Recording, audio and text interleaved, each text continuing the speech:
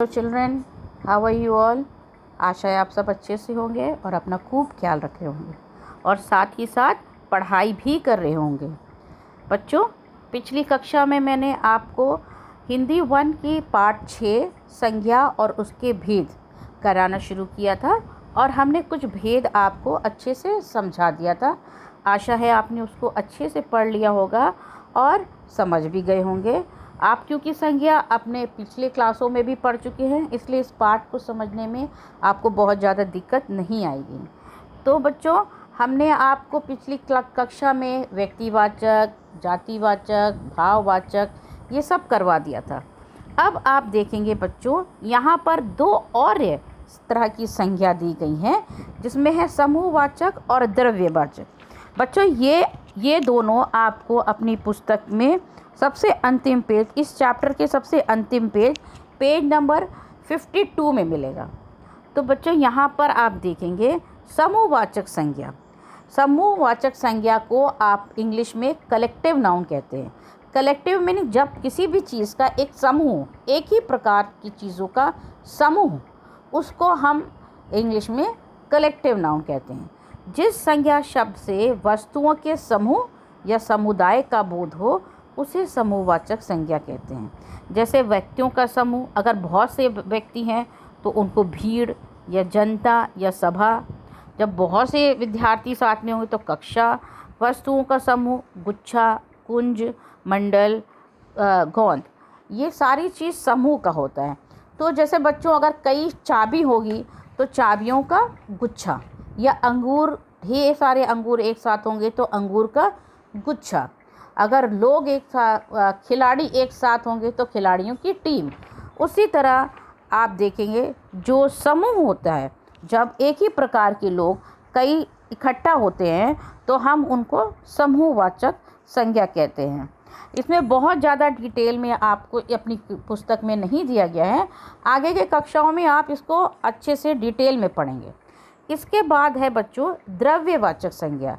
अब आप बच्चों ये समझ जानते हैं कि हर चीज़ किसी न किसी द्रव्य से, किसी न किसी मटेरियल से बनी होती है। संसार में जिस किसी भी चीज़ को, अगर आप जहाँ बैठे हुए हैं, अगर उसमें चारों ओर आप नज़र घुमाएं तो जितनी भी चीज़ें हैं आपके सामने रखी होंगी, टेबल रखा है, पेन है, कॉपी है और उसके पास ग्लास है, आपके आगे हो सकता है कि मिरर रखा हो, पंखा है, मेज कुर्सी है, किताबें हैं। कोई भी चीज़ जिसको आप देखेंगे वो किसी न किसी द्रव्य से बना होता है। तो द्रव्यवाचक संज्ञा, जिस संज्ञा से नाप तोल वाली वस्तु का बोध हो उसे द्रव्यवाचक संज्ञा कहते हैं। यानी कि दूसरे शब्दों में, जिस संज्ञा शब्दों से किसी धातु, द्रव्य या पदार्थ का बोध हो उन्हें द्रव्यवाचक संज्ञा कहते हैं। जैसे तांबा, तांबे से बर्तन बनते हैं। जैसे चावल, घी, तेल, सोना, लोहा, ये सब चीज़ ऐसी हैं जिससे कुछ ना कुछ सामान बनता ही, कुछ ना कुछ वस्तु बनती है, तो इसको हम द्रव्यवाचक संज्ञा कहते हैं। तो बच्चों, आशा है कि ये सब आपको अब समझ में आ गया हो। अगली स्लाइड में हम देखेंगे और भी कुछ जिसकी जानकारी आपको संज्ञा के विषय में दी हो सकता है बच्चों जो नेक्स्ट स्लाइड में आपको दिखाया जाए वो आपको आपकी पुस्तक में ना हो, लेकिन यहाँ पर आप देखिए आपकी पुस्तक में ये हैं। जैसे कि बच्चों, यहाँ आपको जातिवाचक संज्ञा से आप देखेंगे कि किस प्रकार भाववाचक संज्ञा बनता है। जैसे जो जातिवाचक, कोई दास यानी कि स्लेव, या पंडित या स्त्री या बंधु, ये सब आपके जातिवाचक है। इनसे आप कैसे भाववाचक संज्ञा बनाते हैं। बच्चों, भले ही आपसे ये ना पूछा जाए कि जातिवाचक संज्ञा क्या होती, भाववाचक संज्ञा क्या होती, लेकिन क्लास 10 तक बोर्ड के एग्ज़ाम में भी बच्चों इस तरह की चीज़ें आपकी 100% आती है। तो इसलिए आज से ही समझ लीजिए कि जितने शब्द आपको दिख रहे हैं कि जातिवाचक, जो भाववाचक संज्ञा में बदलिए, ये आपको कक्षा 10 के बोर्ड के एग्ज़ाम तक आती है, तो उसको आप बहुत अच्छे से पढ़िएगा। तो जो दास है, अगर उसका हम भाववाचक बना दें तो दासता, पंडित का पंडित्व, स्त्री का स्त्रीत्व, बंधु का बंधुता, पुरुष का पुरुषत्व, मनुष्य का मनुष्यता, भाई का भाईचारा, क्षत्रिय का क्षत्रित्व। तो ये आपको अक्सर शब्द दिए जाते हैं और आपको उससे भाववाचक में परिवर्तित करना है। तो यहाँ जातिवाचक संज्ञा दी गई थी जिससे आपने भाववाचक संज्ञा को बनाया है। आगे की स्लाइड में हम देखते हैं और आपको क्या दिया जाता है। यहाँ आप अच्छे से समझ गए होंगे कि जातिवाचक संज्ञा से कैसे ही आपको भाववाचक संज्ञा बननी है। अब नेक्स्ट स्लाइड देखिए बच्चों। अब इसमें है सर्वनाम से संज्ञा बनाना। अब भाववाचक संज्ञा बनाना। अब जैसे है सर्वनाम है अपना, तो इससे क्या है अपनत्व या अपनाव, निज का निजता या निजत्व, स्व स्व का स्व, अह का से अहंकार, मम से ममता या ममत्व। पराया अगर दिया है आपको सर्वनाम और ये कहा जाए इससे आप जो है भाववाचक संज्ञा बनाइए तो परायापन, सर्व के सर्वस्य, आप से आपा। ठीक है, तो ये है आपका सर्वनाम से भाववाचक संज्ञा में बनाया जाना। इसके नेक्स्ट स्लाइड में हम आपको दिखाते हैं कि क्या दिया गया है बच्चों। इसको आप अच्छे से देख लीजिए ताकि आपको कन्फ्यूजन ना हो। इसके बाद हम आपको नेक्स्ट स्लाइड दिलाते हैं। अब बच्चों इसमें आपको दिखाया गया है कि किस प्रकार विशेषण से आपको भाववाचक संज्ञा बनाना है। अब विशेषण आपको पता है क्या होता है, अभी समझाने की ज़रूरत नहीं है। जब विशेषण आप पहले कक्षा में कर चुके हैं और अभी भी आप करेंगे, जो किसी चीज़ की विशेषता बताता है। जैसे लघु, लघु माने कोई भी चीज़ छोटी, तो लघु का अगर हम भाववाचक बनाएंगे तो या तो लघुता होगा या लघुत्व या लाघव।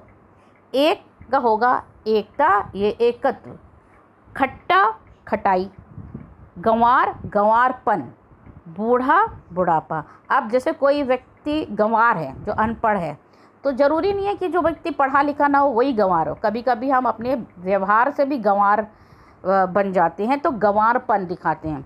वीर इंसान अपनी वीरता दिखाता है या वीरत्व। चालाक चालाकी, जो हमेशा चालाक व्यक्ति है अगर, तो वो उसका भाव क्या है कि वो चालाक क्या दिखाता है, चालाकी। गरीब की गरीबी, बड़ा का बड़ाई और मोटा का मोटापा। तो मोटा व्यक्ति होता है और उसका भाव क्या है, मोटापा। तो यहाँ बच्चों हमने आपको बताया विशेषण से आप कैसे भाववाचक संज्ञा बनाते हैं। इसके बाद वाला एक बार आप इसे देख लीजिए बच्चों, अच्छे से एक बार पढ़ लीजिए, समझ लीजिए, और इसके बाद हम आपको दूसरा स्लाइड दिखाते हैं जिसमें आपको आगे किस प्रकार संज्ञा बनाना है ये भी बताएंगे आपको। अब आया बच्चों क्रिया से संज्ञा बनाना। अभी तक हमने आपको बता दिया है कि किस प्रकार जातिवाचक से भाववाचक बनाते हैं, सर्वनाम से बनाते हैं, विशेषण से बनाते हैं। अब हम आ गए क्रिया से। अब क्रिया जो शब्द है वो आपको बताता है कि क्रिया माने क्या होता है। जब आप किसी प्रकार की कुछ एक्शन में कुछ कर रहे हो उसको क्रिया कहते हैं। किसी कार्य को करने या होने को क्रिया कहा जाता है। खोजना उसका भाववाचक है खोज। जीतना का है जीत। लड़ना का लड़ाई। चलना का चाल या चलन। देखने का दिखावा या दिखावट। सीना का सिलाई। रोना का रुलाई। पढ़ना पढ़ाई। पिटना पिटाई और समझना समझ।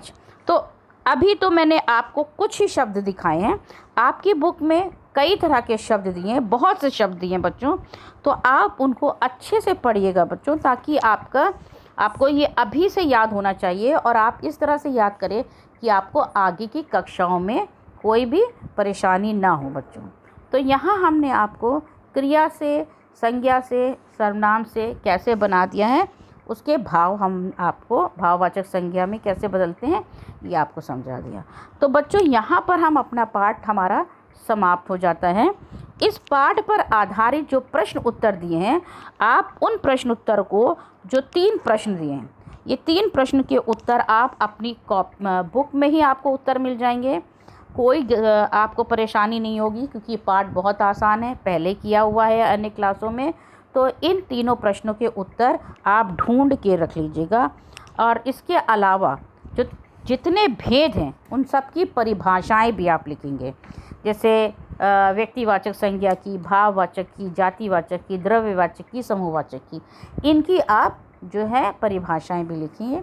और बाकी आप एक्सरसाइज अपनी पुस्तक में ही कर लीजिएगा। आशा है बच्चों आपको ये पाठ अच्छे से समझ में आ गया होगा।